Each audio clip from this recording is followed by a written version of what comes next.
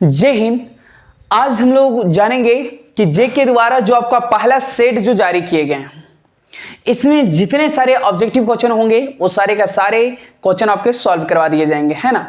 तो आइए देखते हैं कि आपके जेक बोर्ड के द्वारा जो फिजिक्स सेट 1 जो जारी किए गए हैं उसमें से पहला ऑब्जेक्टिव क्वेश्चन क्या है। देखिए, उसमें से पहला ऑब्जेक्टिव क्वेश्चन जो है वो ये है कि when an electric dipole is placed in uniform electric field it experiences. यानी कहने का मतलब ये है कि जब आप इलेक्ट्रिक डायपोल को यूनिफॉर्म इलेक्ट्रिक फील्ड में रखेंगे, जब आप इलेक्ट्रिक डायपोल को यूनिफॉर्म इलेक्ट्रिक फील्ड में रखेंगे तो यूनिफॉर्म इलेक्ट्रिक फील्ड में रखने पे इस इलेक्ट्रिक डायपोल पे क्या एक्सपीरियंसेस होंगे।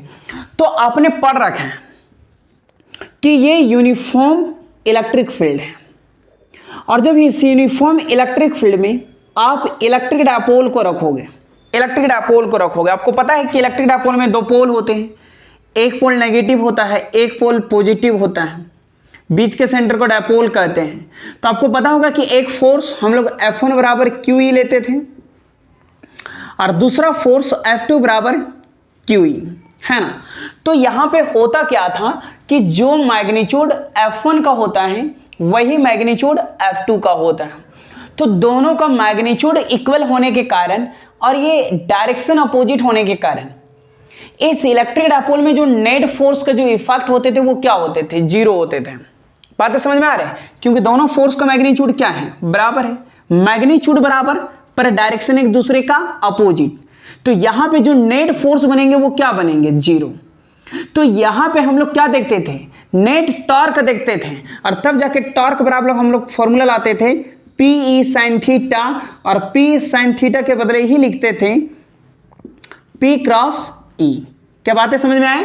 तो जब भी यूनिफॉर्म इलेक्ट्रिक फील्ड में इलेक्ट्रिक डायपोल को रखे जाते हैं तो उसका नेट फोर्स जीरो हो जाते हैं, एक्सपीरियंसेस होता है मेरा टॉर्क। तो इसका ऑप्शन कौन सा सही हो जाएंगे, पहला है नेट फोर्स, दूसरा है नेट टॉर्क। तो आंसर क्या बनेंगे, नेट टॉर्क, है ना।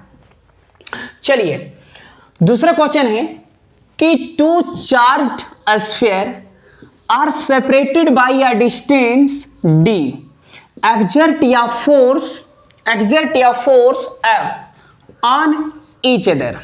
ठीक है, इफ चार्ज डबल, यानी चार्ज को क्या करना है, डबल करना है, and distance between them double, और डिस्टेंस को भी क्या करना है, डबल करना है ना। देखिए आपको उस टाइप से लगे तो आप स्क्रीनशॉट जो है वो फटाक से कर लीजिएगा ताकि आपको किसी भी तरह का कोई प्रॉब्लम ना हो, है ना। देखिए एक बात है, हमें बताइए क्या आपने इलेक्ट्रिक फोर्स का ये फॉर्मूला पढ़ रखा है, F is equal to K Q1 Q2 by R square. क्या ये फॉर्मूला पढ़ रखा है, दो चार्ज के बीच इलेक्ट्रिक फोर्स ये आते हैं या इलेक्ट्रोस्टैटिक्स फोर्स ये आते हैं। इस इक्वेशन को मान लेते हैं 1, कोई प्रॉब्लम। और दूसरा में क्या कीजिए कि दूसरा फोर्स को हम मान लेते हैं F डैश, जो हमें निकालना है। F तो मुझे पता है, तो F डैश हम निकालते हैं। तो F डैश बराबर होगा K, चार्ज को क्या बोला गया है, इफ चार्ज डबल, चार्ज को डबल करना है तो 2Q1 2Q2, दो चार्ज है, दोनों चार्ज को डबल कर दिए, by and distance between them double, distance को भी डबल कर देना है तो 2R का होल स्क्वायर। क्या इतने बातें आपको समझ में आ रहे हैं। तो F dash is equal to K होगा 2 2 जा 4, तो 4 Q1 Q2 बाई 2 का स्क्वायर कितना हो जाएगा, 4R स्क्वायर। अच्छा एक बात है, मुझे बताइए 4 से 4 कट जाएंगे तो क्या मिलेंगे, F dash is equal to K Q1 Q2 by R square, और मान लीजिए इस इक्वेशन को 2, है ना। 2 डिवाइडेड इक्वेशन 1, 2 डिवाइडेड इक्वेशन 1, तो डिवाइड अगर कीजिएगा तो क्या हो जाएगा, F डैश बाई F हम डायरेक्ट कर दिए, कोई दिक्कत, K Q1 Q2 by R square. ये इक्वेशन 1 था, है ना। इक्वेशन 1 आपका ये था। दूसरे केस में हमने क्या करा, चार्ज को डबल कर दिया, 2q1 2q2 तो हो गया 4q1 q2, 2 का स्क्वायर 4 r स्क्वायर, 4 से 4 खत्म तो k q1 q2 by r square. 2 divided equation 1। तो एक बात है मुझे बताइए, क्या ये कट जाएंगे? और जब ये कट जाएंगे तो आपके पास क्या बचा, F dash by F is equal to 1, cross multiple कर दीजिए तो एफ डैश बराबर क्या हो जाएगा, एफ। यही ना आंसर आएंगे आपका, है ना? क्या है ऑप्शन में आपके? फर्स्ट वाले ही। चलिए स्क्रीनशॉट करना है, कर लीजिए। है ना? एक बात है मेरा ध्यान रखिएगा, इस तरह का क्वेश्चन जब भी आता है, इस तरह का क्वेश्चन जब भी आता है, ये आप कंपलसरी है, ये 1 को आप रहने दीजिएगा, ये 1 को रहने दीजिएगा। जो भी आपको चेंज करना है वो इसमें कीजिएगा। जैसा भी चार्ज को क्या बोला गया था, डबल, तो चार्ज को डबल कर दिए। कभी बोलेगा चार्ज को हाफ कर दीजिए, तो जो भी करना है वो एफ डैश में कीजिएगा। एफ डैश को सॉल्यूशन करके जो भी लाइएगा, F dash divided by F, जो भी होंगे सर आपको आंसर मिल जाएंगे, है ना? चलिए तो थर्ड क्वेश्चन देखिए। थर्ड क्वेश्चन है आपका कि the electrostatics potential on the perpendicular bisector due to an electric dipole is, है ना? अच्छा ठीक है, हम आपको बताते हैं। पहले सर अगर आपको ये स्क्रीनशॉट करना है तो स्क्रीनशॉट कर लीजिए आप, फिर बताते हैं हम आपको, है ना? चलिए ठीक, देखिए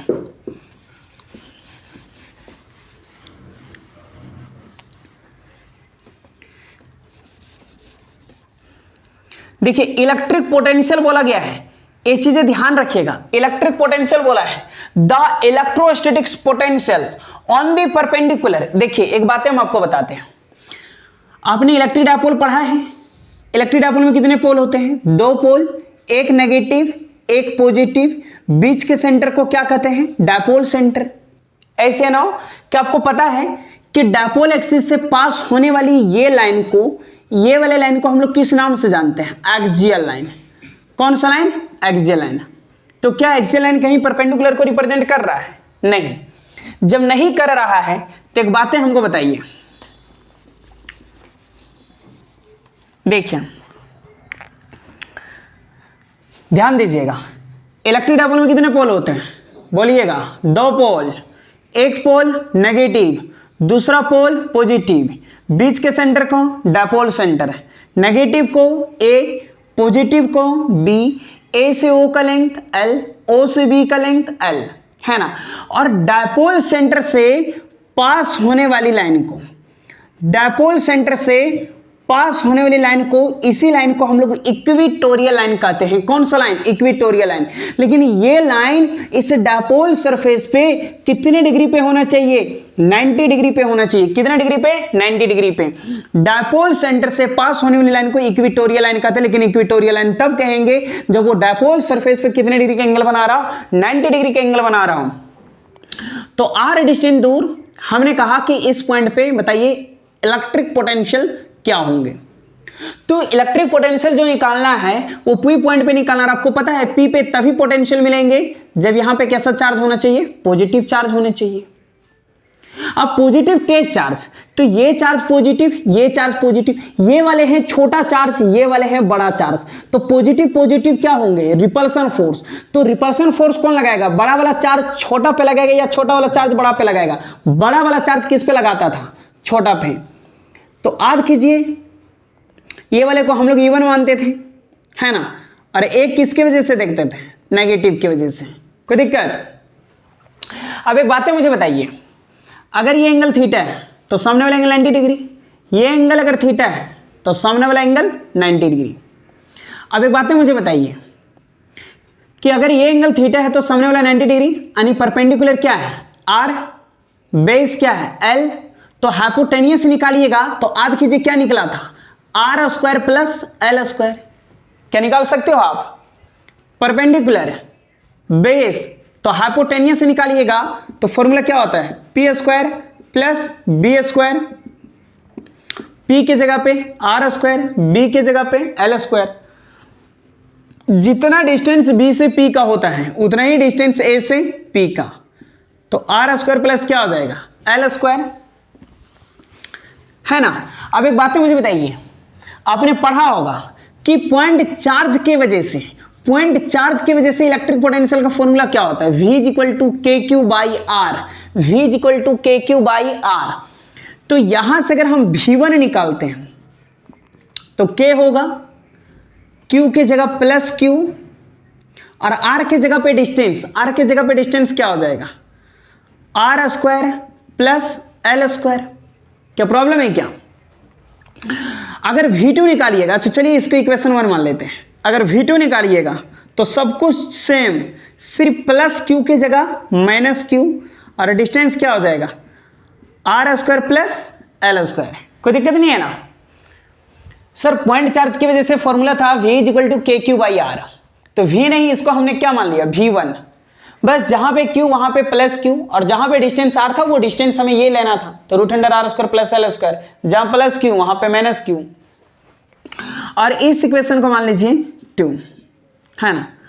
अब यहाँ अच्छा इक्वेशन नहीं भी लीजिएगा, डायरेक्ट कर देते हैं, है ना। चलिए बताइए, V बराबर V1 प्लस V1 किस में प्लस, V2 किस में माइनस, तो क्या हो जाएगा V बराबर V1 प्लस माइनस V2। और आपको पता है ना कि इलेक्ट्रिक पोटेंशियल एक स्केलर क्वांटिटी है, और स्केलर क्वांटिटी के कैलकुलेशन में प्लस माइनस का इस्तेमाल किया जाता है। ये नहीं कहिएगा सर आप इलेक्ट्रिक फील्ड में नहीं कर रहे थे, वो इलेक्ट्रिक फील्ड में इसलिए नहीं कर रहे थे क्योंकि सर वो एक वेक्टर क्वांटिटी है, जबकि इलेक्ट्रिक पोटेंशियल एक स्केलर क्वांटिटी है। तो V is equal to V1 क्या है K Q by root under R square plus L square minus K Q by root under R square plus L square. यही है ना? क्या ये माइनस को भी ढूंढ रहे हैं क्या? नहीं, मैंने V2 में ले लिया माइनस। तो बताइए इतना को अगर इतना से माइनस करेंगे तो बताइए इलेक्ट्रिक पोटेंशियल आपको क्या मिल जाएंगे 0। कोई दिक्कत नहीं है ना? दिख जा रहा है आपको? चलिए स्क्रीनशॉट ले सकते हैं आप।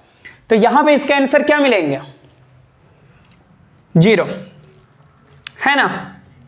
समझते जाइए, ये नहीं कि आंसर सेट या मॉडल सेट में डाल दिया गया तो वहां से आप रट लीजिए, ठीक है। चलिए नेक्स्ट क्वेश्चन देखिए। नेक्स्ट क्वेश्चन है कि the capacity of the parallel plate capacitor, ठीक है। क्या कर रहा है कि the capacity of the parallel plate capacitor increases when. देखिए एक बात है, मुझे बताइए, स्क्रीनशॉट करना कर सकते हैं आप। चलिए देखिए, अच्छा एक बात है, मुझे बताइए कि किसी भी पैरेलल प्लेट कैपेसिटर के कैपेसिटी को अगर हम लोग इंक्रीज करेंगे, क्या करेंगे इंक्रीज करेंगे, तो स्वाभाविक है कि उसका, देखिए अब थोड़ा सा देख लीजिए, मान लीजिए ये पैरेलल प्लेट कैपेसिटर है, पैरेलल प्लेट कैपेसिटर है, एक प्लेट पॉजिटिव है एक प्लेट नेगेटिव है, और ये कह रहा है कि जब पैरेलल प्लेट कैपेसिटर को इंक्रीज किया जाएगा, तो इंक्रीज करने का मतलब है कि ये जो पैरेलल प्लेट का जो एरिया होगा, ये भी एरिया क्या कर जाएगा इंक्रीज कर जाएगा। वही तो कहा है कि the capacity of the parallel plate capacitor increases when, किसी भी पैरेलल प्लेट के कैपेसिटर के कैपेसिटी को अगर इंक्रीज कीजिएगा तो उसका एरिया भी क्या हो जाता है इंक्रीज हो जाता है। क्या बातें समझ में आ रहा है? चलिए अगर आपको दिक्कत हो रहा है तो याद कीजिए एक फॉर्मूला, दो पैरेलल प्लेट कैपेसिटर के बीच फॉर्मूला क्या लाए थे, C बराबर है ये एप्सिलॉन नॉट बाई डी। तो C is directly proportional to the area, C is directly proportional to the area. किसी भी पैरेलल प्लेट कैपेसिटर के कैपेसिटी को बढ़ाइएगा तो उसका एरिया भी क्या कर जाएगा इंक्रीज कर जाएगा, है ना। क्या ऑप्शन में है आपके? Area of the plate is decreased. दूसरा है B, area of the plate is, अच्छा ये मिटा गया है, ये नहीं कहिएगा सर भूल गए थे, है ना, इंक्रीज्ड। C प्रोपोर्शनल A, तो इसका ऑप्शन क्या हो जाएंगे B हो जाएंगे, है ना। चलिए बुल्लू से ही कर देते मार्क। चलिए ऑप्शन नंबर B, है ना। कैसे हो गया समझ में आ गया ना? किसी भी पैरेलल प्लेट कैपेसिटर के कैपेसिटी को बढ़ाइएगा तो उसका एरिया भी बढ़ जाएगा। चलिए 5 नंबर क्वेश्चन क्या है? 5 नंबर क्वेश्चन है कि Kirchhoff's Johnson rule is based on the conservation of, देखिए किरचॉफ्स फर्स्ट लॉ को किरचॉफ्स करंट लॉ के नाम से जानते हैं, उसी को किरचॉफ्स जॉनसन रूल के नाम से जानते हैं, उसी को सर हम लोग किरचॉफ्स पॉइंट रूल के भी नाम से जानते हैं। तो किरचॉफ्स का जो जॉनसन रूल जो है ये कंजर्वेशन करता है चार्ज को। किसे कंजर्वेशन करता है? चार्ज को। क्या बात है, समझ में आया आपको? किरचॉफ्स का करंट लॉ, किरचॉफ्स का फर्स्ट लॉ, किरचॉफ्स का पॉइंट रूल, किरचॉफ्स का जॉनसन रूल, ये सारे कंजर्वेशन करते हैं चार्ज को। लेकिन किरचॉफ्स का सेकंड लॉ, किरचॉफ्स का वोल्टेज लॉ, किरचॉफ्स का लूप रूल कंजर्वेशन करता है एनर्जी को, है ना। चलिए ठीक है, इसका स्क्रीनशॉट कीजिए, फिर नेक्स्ट बताते हैं। देखिए नेक्स्ट क्वेश्चन, नेक्स्ट क्वेश्चन है ये आपका कि the resistivity of material of a conductor depends on, क्या कह रहा है कि the resistivity of material of a conductor depends on, यानी कि कोई रेसिस्टिविटी मटेरियल है और करे कि कोई रेसिस्टिविटी मटेरियल है कंडक्टर का, तो वो डिपेंड किस पे करेगा। तो देखिए अगर कंडक्टर का आप रेसिस्टिविटी मटेरियल की अगर बात करेंगे तो उसको लेंथ से कोई लेना देना नहीं होता है, ना ही उसके एरिया से कोई मतलब होता है, वो डिपेंड करता है टेम्परेचर पे। किस पे डिपेंड करेगा? टेम्परेचर पे, है ना। 7 नंबर है कि ये मूविंग चार्ज प्रोड्यूस, कि कोई भी मूविंग चार्ज है वो क्या प्रोड्यूस करेगा, क्या वो सिर्फ इलेक्ट्रिक फील्ड को प्रोड्यूस करेगा या मैग्नेटिक फील्ड को प्रोड्यूस करेगा। तो देखिए मूविंग चार्ज है तो मूविंग चार्ज दोनों चीजें प्रोड्यूस करेगा, इलेक्ट्रिक फील्ड और मैग्नेटिक फील्ड। हाँ, अगर यही चार्ज अगर रेस्ट में होता, यही चार्ज अगर रेस्ट में होता तो सिर्फ और सिर्फ ये इलेक्ट्रिक फील्ड को प्रोड्यूस करता। आपने इलेक्ट्रोस्टैटिक्स पढ़ रखा होगा, इलेक्ट्रो का मतलब क्या होता है? चार्ज, स्टैटिक्स का मतलब क्या होता है? रेस्ट। तो इलेक्ट्रोस्टैटिक्स में जितने भी सारे जो फील्ड बन रहे थे वो मूविंग चार्ज नहीं, वो सारे रेस्ट चार्ज की वजह से बन रहे थे। तो रेस्ट चार्ज के वजह से सिर्फ और सिर्फ इलेक्ट्रिक फील्ड, पर मूविंग चार्ज की वजह से इलेक्ट्रिक फील्ड और मैग्नेटिक फील्ड दोनों। तो यहां पे ऑप्शन हो जाएंगे आपके सी। क्या मेरी बातें आपको समझ में आए? अगर चार्ज रेस्ट में रहता तो सिर्फ इलेक्ट्रिक फील्ड होता, पर ये मूविंग चार्ज है इसलिए इलेक्ट्रिक फील्ड और मैग्नेटिक फील्ड दोनों होंगे, है ना। 8 नंबर देखिए, 8 नंबर क्वेश्चन है कि magnetic effect of electric current was discovered bye, करें कि मैग्नेटिक इफेक्ट के वजह से, magnetic effect of electric current was discovered bye. अच्छा देखिए इसको थोड़ा एक्सप्लेनेशन समझ लीजिए। देखिए आपने पढ़ा होगा कि कोई करंट कैरिंग वायर है, कोई करंट कैरिंग वायर है और इस करंट कैरिंग वायर के अगल बगल जो है वो मैग्नेटिक का कंपास रखा गया है। क्या रखा गया है? मैग्नेटिक का कंपास। तो आपने पढ़ा होगा कि जब किसी करंट कैरिंग के अगल बगल जब मैग्नेटिक कंपास को रखा गया, जब किसी करंट कैरिंग वायर के अगल बगल मैग्नेटिक कंपास को रखा गया तो देखा गया कि मैग्नेटिक के कंपास के नीडल में जो वो डिफ्लेक्शन हुए, मैग्नेटिक के कंपास में डिफ्लेक्शन हुए। और यह सवाल था कि जब ये करंट कैरिंग वायर के अगल बगल मैग्नेटिक को कंपास को जब रखा गया तो मैग्नेटिक के कंपास के नीडल में डिफ्लेक्शन किसके वजह से हुआ? तो मैग्नेटिक कंपास का जो नीडल में जो डिफ्लेक्शन हुए वो डिफ्लेक्शन हुए थे मैग्नेटिक फील्ड के वजह से। किसके वजह से? मैग्नेटिक फील्ड के वजह से। और इसी एक्सपेरिमेंट को हम लोग क्या कहते हैं? व्रेस्टेड एक्सपेरिमेंट। व्रेस्टेड एक्सपेरिमेंट। तो ये जो मैग्नेटिक इफेक्ट हुए, ये जो मैग्नेटिक इफेक्ट हुए वो किसके वजह से हुए? करंट के वजह से। तो इसी मैग्नेटिक इफेक्ट ऑफ करंट का जो डिस्कवर्ड जो थे वो किसने दिया? व्रेस्टेड ने, है ना। तो क्या था? Magnetic effect of electric current was discovered by Oersted. क्या व्रेस्टेड एक्सपेरिमेंट क्या है आपको समझ में आ गया ना? किसी एक करंट के अगल बगल का मैग्नेटिक कंपास को जब रखा गया तो देखा गया कि मैग्नेटिक कंपास के नीडल में डिफ्लेक्शन हुए, और वो जो डिफ्लेक्शन हुए वो किसके वजह से हुए? मैग्नेटिक फील्ड की वजह से हुए। और इसी एक्सपेरिमेंट को व्रेस्टेड एक्सपेरिमेंट के नाम से जाने जाते हैं। क्या बातें समझ में आ गया? 9 नंबर देखिए, ये magnetic needle is kept in या यूनिफॉर्म मैग्नेटिक फील्ड, यानी जब मैग्नेटिक नीडल को यूनिफॉर्म मैग्नेटिक फील्ड में रखा जाए, जब मैग्नेटिक नीडल को मैग्नेटिक फील्ड में रखा जाए तो कह रहे कि उसका एक्सपीरियंसेस क्या होंगे? देखिए, जब भी किसी मैग्नेटिक नीडल को आप यूनिफॉर्म मैग्नेटिक फील्ड में रखोगे तो उस मैग्नेटिक फील्ड में रखने पे मैग्नेटिक नीडल में फोर्स भी होंगे और आपके टॉर्क भी होंगे, क्योंकि मैग्नेटिक जब कंपास को जब आप यूनिफॉर्म मैग्नेटिक फील्ड में रखोगे तो कंपास कहीं ना कहीं वो रोटेट करेंगे, तो कहीं ना कहीं उसमें टॉर्क है, और कहीं ना कहीं अगर वो मूवमेंट अगर हो रहा है तो कहीं ना कहीं उसमें फोर्स भी होंगे, है ना। तो इसके जो ऑप्शन होंगे वो दोनों होंगे, फोर्स भी होना चाहिए और टॉर्क भी होना चाहिए, है ना। फर्स्ट है ए टॉर्क बट नॉट फोर्स, नहीं होगा। बी नेदर फोर्स नॉट ये टॉर्क, ए भी नहीं होगा। सी ये फोर्स एंड ये टॉर्क, यानी ऑप्शन क्या हो जाएंगे? सी, ऑप्शन सी, है ना। 10 नंबर क्वेश्चन है कि for which of the following is magnetic susceptibility. अच्छा समझिएगा, बढ़िया क्वेश्चन है। क्या है कि for which of the following is magnetic susceptibility, magnetic susceptibility. अच्छा, मैग्नेटिक ससेप्टिबिलिटी के आगे क्या लिखा है? नेगेटिव। कह रहे कि अगर ये मैग्नेटिक ससेप्टिबिलिटी नेगेटिव हो, मैग्नेटिक ससेप्टिबिलिटी नेगेटिव हो तो ये कौन सा मटेरियल होगा? पारामैग्नेटिक। देखिए एक बात मेरे बातें समझ लीजिए, मैग्नेटिक ससेप्टिबिलिटी क्या बोला गया है?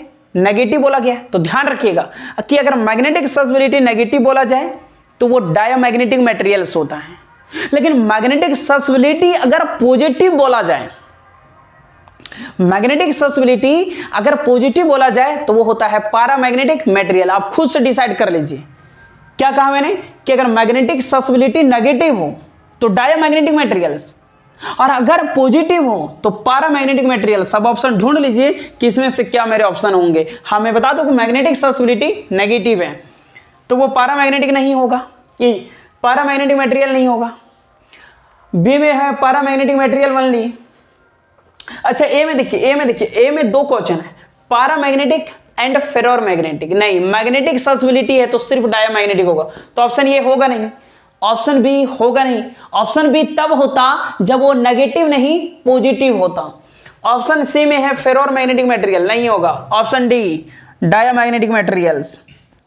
डायमैग्नेटिक मटेरियल्स कब टिक करेंगे? जब ये नेगेटिव हो, लेकिन जब यही पॉजिटिव होता, नेगेटिव की जगह पॉजिटिव होता तो डायमैग्नेटिक नहीं, तब वो होता है पैरामैग्नेटिक मटेरियल्स। क्या बात है, समझ में आ गया? 11 नंबर क्वेश्चन देखिए। 11 नंबर क्वेश्चन है कि lens low is in accordance with, है ना, कि लेंस लो जो है वो किसे कंजर्वेशन करते हैं? तो लेंस लो जो है वो एनर्जी को कंजर्वेशन करते हैं। किसे कंजर्वेशन करते हैं? एनर्जी को, है ना। तो ऑप्शन क्या हो जाएंगे? बी, है ना। लेंस लॉ आपने पढ़ा होगा। लेंस लॉ क्यों आए थे? किसी कॉइल में करंट का डायरेक्शन को पता करने के लिए, किसी कॉइल में करंट का डायरेक्शन को पता करने के लिए। और लेंस लॉ जो वो किसे कंजर्वेशन करेगा? एनर्जी को, है ना। ठीक है, इसका स्क्रीनशॉट कर लीजिए। आइए देखते हैं नेक्स्ट क्वेश्चन। नेक्स्ट क्वेश्चन है आपका कि unit of self inductance. Unit of self inductance की सेल्फ इंडक्टेंस का यूनिट क्या होता है? देखिए, इंडक्टेंस हो, सेल्फ इंडक्टेंस हो या म्यूचुअल इंडक्टेंस हो, ये तीनों का यूनिट और डायमेंशन सेम होता है। तीनों का यूनिट हेनरी होता है, चाहे वो इंडक्टेंस हो, चाहे वो सेल्फ इंडक्टेंस हो, चाहे वो म्यूचुअल इंडक्टेंस हो। तो सेल्फ इंडक्टेंस का यूनिट क्या हो जाएगा? हेनरी। यूनिट क्या हो जाएगा? हेनरी। क्या बातें समझ में आ रहे हैं? नेक्स्ट क्वेश्चन है कि what is the reactance of या कैपेसिटर इन डीसी सर्किट। क्या करें कि what is the reactance of या कैपेसिटर इन डीसी सर्किट। तो डीसी सर्किट जो देगा वो 0 नहीं देगा, ना ही 1 देगा, जब भी देगा तो इंफिनिटी देगा। Option B. 14 नंबर क्वेश्चन है कि the transformer ratio of a step of transformer is equal to 1, less than 1, more than 1। देखिए, स्टेप ऑफ ट्रांसफॉर्मर का खासियत क्या होता है? Low to high voltage, low to high voltage. तो हाई वोल्टेज यानी नंबर ऑफ टर्न्स क्या होना चाहिए? ज्यादा, है ना। तो ना ही इक्वल 1 होगा, ना ही लेस देन 1 होगा, बल्कि मोर than 1, more than 1। 15 number question है कि सुटेबल फॉर डिसइंफिनिटिंग वाटर। डिसइंफिनिटिंग वाटर यानी सर उस वाटर में जो कीटाणु रहित जो होते हैं, है ना, तो वो इंफ्रारेड रेज की वजह से नहीं होगा, क्योंकि इंफ्रारेड रेज का जो इस्तेमाल जो होते हैं वो सर आपको पता है कि वो हम लोग रिमोट वगैरह में करते हैं, सीसीटीवी कैमरा वगैरह में हम लोग इसका इस्तेमाल देखे हैं। माइक्रोवेव्स ये भी नहीं होगा, यानी C ultra violet rays, ultraviolet rays, microwave का इस्तेमाल आपने पढ़ा होगा, है ना, कि पहिए का स्पीड को मेजर करने के लिए इस्तेमाल किए जाते हैं, ठंडा खाना को गर्म करने के लिए इस्तेमाल किए जाते हैं, माइक्रो ओवन में इस्तेमाल किए जाते हैं माइक्रोवेव का। 60 नंबर क्वेश्चन है कि which of the following wave has minimum wavelength, कि इसमें से कौन सा वेव का मिनिमम वेवलेंथ होगा। देखिए 7 तरह का वेव होते हैं और सातों में सबसे ज्यादा जिसका जो फ्रीक्वेंसी होता है वो गामा रेज का होता है, सबसे हाई फ्रीक्वेंसी गामा। तो जिसका फ्रीक्वेंसी ज्यादा उसका वेवलेंथ कम, तो सबसे ज्यादा फ्रीक्वेंसी किसका होता है, गामा का, तो वेवलेंथ भी कम किसका होगा, गामा का। ऑप्शन डाले होंगे कहीं ना कहीं, ये है गामा रेज, है ना। 17 नंबर है कि the image formed by a simple microscope, simple microscope में कह रहा है कि इमेज फॉर्म्ड बाय क्या हो जाएंगे, imaginary and direct, imaginary and direct, है ना, वर्चुअल नहीं होगा, है ना, वर्चुअल नहीं होगा। 18 नंबर क्वेश्चन क्या है कि the focal length of the objective and eyepiece of या टेलीस्कोप आर कैपिटल F, है ना, capital F and small f respectively, the magnifying power of the telescope, तो मैग्नीफाइंग पावर इसको जो हो जाएंगे वो capital F by small f, यानी ऑप्शन नंबर सी। चलिए स्क्रीनशॉट कर लीजिए इसका। आइए देखते हैं नेक्स्ट क्वेश्चन है कि the size of the obstacle for the diffraction of light, क्या कह रहा है कि the size of the obstacle for the diffraction of light. पहला ऑप्शन है कि be much large than wavelength of light, नहीं होगा, be much smaller than, A भी नहीं होगा, C be of the order of wavelength of light, है ना। इसका ऑप्शन छूटा हुआ है, डी छूटा हुआ है, पर सी होंगे आंसर, है ना। 20 नंबर क्वेश्चन है कि the phenomenon by which nature of light waves is transverse, the phenomenon by which nature of light wave is transverse. Interference नहीं होंगे, डिफ्रैक्शन ऑफ लाइट भी नहीं होंगे, पोलराइजेशन ऑफ लाइट, है ना। 21 नंबर है कि the dimensional formula of Planck constant. एक बात है मुझे बताइए, प्लांक कांस्टेंट का डायमेंशनल फॉर्मूला जो होता है, इसका फॉर्मूला होता है एनर्जी गुने टाइम, एनर्जी का होता है ml2 t के पावर -2, टाइम का होता है t पावर कुछ नहीं तो 1, ml2 -2 + 1 यानी t के पावर -1। तो ऑप्शन है पहला फोर्स गुने टाइम, यानी mlt के पावर -2 और टाइम का t यानी mlt के पावर -1, यानी ये भी नहीं होगा, ठीक है। ऑप्शन बी है फोर्स गुने डिस्टेंस, नहीं होगा। ऑप्शन सी फोर्स, देखिएगा फोर्स mlt के पावर -2, डिस्टेंस l गुने टाइम t, तो m रहेगा l मिलकर l के पावर 2 और पावर कुछ नहीं तो 1, तो -2 + 1 मिलकर -1। क्या ऑप्शन यही होंगे, है ना। चलिए ऑप्शन यही होंगे, मिल रहे हैं तो ऑप्शन यही होंगे। 22 नंबर है कि nucleus of an item consist of, तो न्यूक्लियस में प्रेजेंट प्रोटॉन एंड न्यूट्रॉन, है ना, ऑप्शन बी। 23 नंबर क्वेश्चन है कि if A radio active item emits gamma radiation its atomic number. देखिए करें कि if A radio active item emits gamma radiation its atomic number, करें कि जब रेडियो एक्टिव से गामा रे जब इमिट हो रहे होंगे तो करें कि इसके एटॉमिक नंबर में क्या होंगे, क्या इंक्रीजेस बाई 1 यूनिट, क्या decreases by 1 unit, decreases by 2 unit. देखिए एक चीज ध्यान रखिएगा, जब रेडियो एक्टिव से अल्फा बीटा जब निकलते हैं तो वहां पे उसके एटॉमिक नंबर में चेंज होते हैं, लेकिन गामा के इमिट्स में सर कोई भी किसी भी तरह का कोई चेंज नहीं होते हैं, तो इसका ऑप्शन हो जाएंगे डी, रिमेन्स अनचेंज्ड। अगर थोड़ा सा दिखाई दे रहा होगा तो सुन के कर लीजिएगा, रिमेन्स अनचेंज्ड, ठीक है, इसमें कोई फर्क नहीं पड़ेगा। 24 नंबर क्वेश्चन है कि in P type semiconductor what kind of impurity is found देखिए, चलिए स्क्रीनशॉट कर लीजिएगा ये सब जरूरत हो तो, है ना। देखिए आपने पी टाइप सेमीकंडक्टर पढ़ा होगा और एक एन टाइप सेमीकंडक्टर पढ़ा होगा। पी टाइप सेमीकंडक्टर पढ़ा होगा, एक एन टाइप सेमीकंडक्टर होगा। ये पी था, ये एन था। पी के तरफ होल इलेक्ट्रॉन, एन के तरफ फ्री इलेक्ट्रॉन, एन के तरफ फ्री इलेक्ट्रॉन। क्या ये फ्री, ये होल, है ना। तो यहां पे P में जो था वो ट्राइवैलेंट था, ट्राइवैलेंट जिसका वैलेंस इलेक्ट्रॉन 3 हो, और ये था पेंटावैलेंट जिसका वैलेंट इलेक्ट्रॉन 5 हो। तो ध्यान रखिएगा क्या बोला गया है आपका कि कहां है ये 24 नंबर क्वेश्चन, है ना, कि इफ P टाइप, तो P टाइप में 3 वैलेंस इलेक्ट्रॉन और N टाइप में 5 वैलेंस इलेक्ट्रॉन, ये सब याद रखिएगा। P में ट्राइवैलेंट, N में पेंटावैलेंट, ये सब सुन के लिख लिया कीजिएगा। N में ट्राइवैलेंट जिसका वैलेंस इलेक्ट्रॉन 3 हो, N में पेंटावैलेंट जिसका वैलेंस इलेक्ट्रॉन 5 हो। तो P बोला गया है, तो वैलेंसी ऑफ 3, वैलेंसी ऑफ 3, है ना, जरूरी नहीं है, कभी N कर देगा तो कंफ्यूज आ जाइएगा, ठीक है। चलिए 25 नंबर क्वेश्चन है कि the depletion layer of the PN junction diode consist of, the depletion layer of PN junction diode consist of electrons only, नहीं, holes only, both electrons and holes, नहीं होगा, neither electron nor holes, neither electrons nor holes, है ना। ठीक है, इसका screenshot कर लीजिए। बाकी के जो आपके 5 क्वेश्चन है वो भी हम आपको डील कर दे रहे हैं। टोटल 30 ऑब्जेक्टिव है, तो उसमें से 5 हम आपको डील कर दे रहे हैं, है ना। ठीक है, स्क्रीनशॉट कर लीजिए।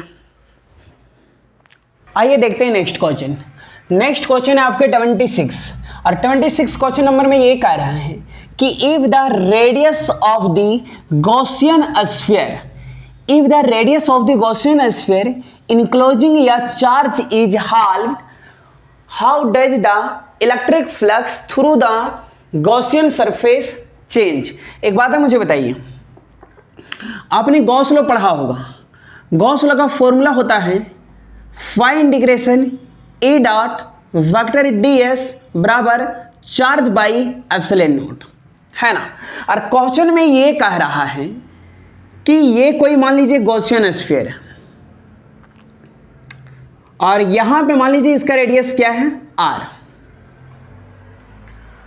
और अगर इस रेडियस को हाफ कर दिया जाएगा, यानी r बाई क्या कर दिया जाए, 2 कर दिया जाए, है ना। ये ना है कि the radius of the Gaussian surface enclosing a charge is halved, how does the electric flux through the Gaussian surface change. यानी जब इस गॉसियन स्फीयर के रेडियस को हाफ कर दिया जाएगा तो इलेक्ट्रिक फ्लक्स में क्या चेंजिंग होगा।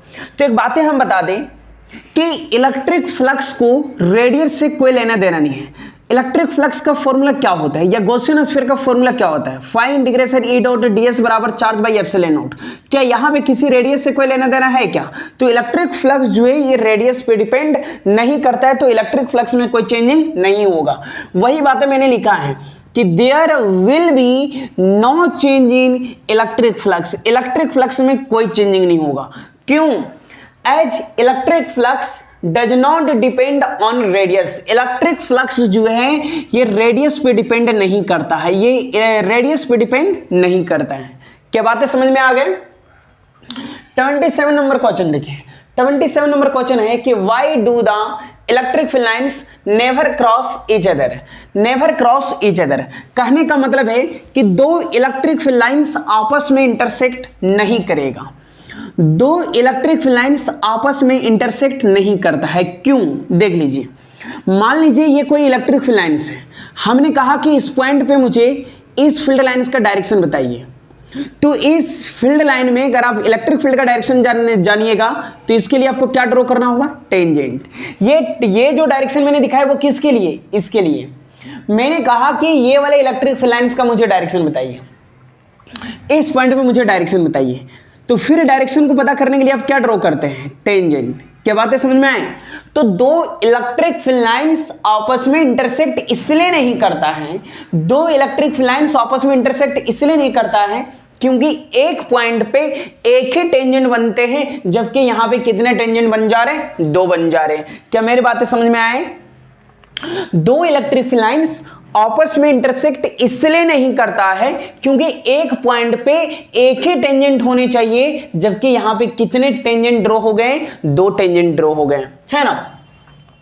आंसर लिखा है मैंने यहां पे, if they intersect each other it can from two direction at a point which is not possible. ये पॉसिबल नहीं होगा, किसी एक पॉइंट पे 2 डायरेक्शन पॉसिबल नहीं है ना। 28 नंबर क्वेश्चन देखिए, 28 नंबर है कि what is electromagnetic induction. Electromagnetic induction, देखिए इलेक्ट्रोमैग्नेटिक इंडक्शन एक ऐसी फेनोमेनन है जहां पे मैग्नेटिक फ्लक्स के चेंज होने की वजह से, मैग्नेटिक फ्लक्स के चेंज होने की वजह से कॉइल में जो ईएमएफ इंड्यूस्ड होंगे, उस फेनोमेनन को हम लोग इलेक्ट्रोमैग्नेटिक इंडक्शन के नाम से जानेंगे। क्या है इलेक्ट्रोमैग्नेटिक इंडक्शन? इलेक्ट्रोमैग्नेटिक इंडक्शन एक ऐसी फेनोमेनन है जहां पे मैग्नेटिक फ्लक्स के चेंज होने की वजह से इंड्यूस्ड होने वाली ईएमएफ को हम लोग इलेक्ट्रोमैग्नेटिक इंडक्शन के नाम से जानते हैं। 1 नंबर का है, इसलिए मैंने इजी सेंटेंस मार दिए हैं। The phenomenon of inducing EMF whenever there is या चेंजिंग इन मैग्नेटिक फ्लक्स, यानी मैग्नेटिक फ्लक्स के चेंज होने के वजह से कॉइल में जो ईएमएफ इंड्यूस होंगे उसे हम लोग इलेक्ट्रोमैग्नेटिक इंडक्शन के नाम से जानेंगे, है ना। तो यहां तक स्क्रीनशॉट कर लीजिए, फिर बताते हैं। देखते हैं नेक्स्ट क्वेश्चन। नेक्स्ट क्वेश्चन आपका 29 नंबर कि right sum property of electromagnetic wave, electromagnetic waves. तो इसका पहला प्रॉपर्टी मैंने लिखा है, the speed of electromagnetic wave in vacuum is given by speed of electromagnetic wave. Electromagnetic wave का जो स्पीड होगा वैक्यूम में वो इतना होगा, c बराबर 1/√अंडर म्यू नॉट एप्सिलॉन नॉट, है ना। c बराबर लिख सकते हैं हम 3 × 10⁸ मीटर पर सेकेंड, है ना। दूसरा प्रॉपर्टी सेम है, बस सिर्फ वैक्यूम की जगह मीडियम। फॉर्मूला बन जाएंगे ये। तीसरा प्रॉपर्टी है कि the electromagnetic waves do not deviate by electric field and magnetic field. Electromagnetic waves जो है ये इलेक्ट्रिक फील्ड और मैग्नेटिक फील्ड को डेविएट नहीं करेगा, क्योंकि अगर ये डेविएट हो जाता है तो फिर इलेक्ट्रोमैग्नेटिक वेव्स का कोई मतलब नहीं होता है ना।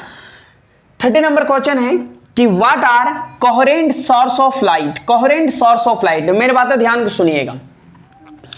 देखिए ये आपका कोई सोर्स ऑफ लाइट है, ये सोर्स ऑफ लाइट है, और इस सोर्स ऑफ लाइट से फिर मैंने यहां पे 2 सोर्स ऑफ लाइट लिए। एक सोर्स ऑफ लाइट ये हो जाएंगे और एक सोर्स ऑफ लाइट ये हो जाएंगे। देखिए ध्यान ये देना है कि 2 अलग सोर्स ऑफ लाइट, 2 अलग अलग source of light coherent source of light नहीं होता है। फिर से सुनिएगा, 2 अलग अलग सोर्स ऑफ लाइट कभी भी कोहेरेंट सोर्स ऑफ लाइट नहीं होगा, लेकिन एक सोर्स ऑफ लाइट को अगर हम 2 में बांट दें तो ये मेरे कोहेरेंट सोर्स ऑफ लाइट होंगे। यहां पे ये एक ही सोर्स ऑफ लाइट है, इसी सोर्स ऑफ लाइट को हमने बांट दिया है S1 और S2 में। मैंने कहा कि 2 अलग अलग source of light, coherent source of light नहीं होगा, यहां एक ही कोहेरेंट सोर्स ऑफ लाइट है। हाँ, इसी को मैंने सर यहां पे 2 भाग में बांट दिया, एक S1 और एक S2।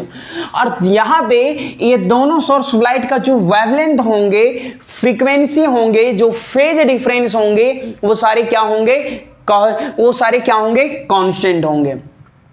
और इसी फिनोमेनन को हम लोग कोहेरेंट सोर्स ऑफ लाइट के नाम से जानेंगे। क्या कोहेरेंट सोर्स ऑफ लाइट समझ में आ गया कि 2 अलग अलग सोर्स ऑफ लाइट कभी भी कोहेरेंट सोर्स ऑफ लाइट नहीं होते, लेकिन अगर एक सोर्स ऑफ लाइट को अगर हम लोग 2 में लिखे तो ये मेरे कोहेरेंट सोर्स ऑफ लाइट है। और ये दोनों सोर्स ऑफ लाइट का एक खासियत होते हैं कि इसका वेवलेंथ, फ्रीक्वेंसी और फेज डिफरेंस जो होते हैं वो कांस्टेंट होते हैं, है ना। तो स्क्रीनशॉट कर लेंगे इसका। हाँ, अगर इसके बावजूद मॉडल सेट में आपके जो फिजिक्स में जो डाले गए हैं सारे के सारे इसमें क्वेश्चन इंपॉर्टेंट है, सारे के सारे क्वेश्चन इंपॉर्टेंट है। अगर कोई आपको लगे कि इसमें से मैंने ये टॉपिक नहीं पढ़ा है तो आप कमेंट कीजिए, हम आपको वो वीडियो हम बना के अपलोड कर देंगे, है ना। लेकिन ध्यान रखें, मैंने फिर से हम आपको एक बार बोल रहे हैं कि मॉडल सेट 1 में ये सारे के सारे क्वेश्चन इंपॉर्टेंट है। अगर आपको लगते हैं कि मुझे ये क्वेश्चन में प्रॉब्लम है या आपको नहीं समझ में आए तो आप कमेंट कीजिए, उस पर वीडियो हम बना के अपलोड कर देंगे, है ना। मिलते हैं नेक्स्ट वीडियो में। जय हिंद।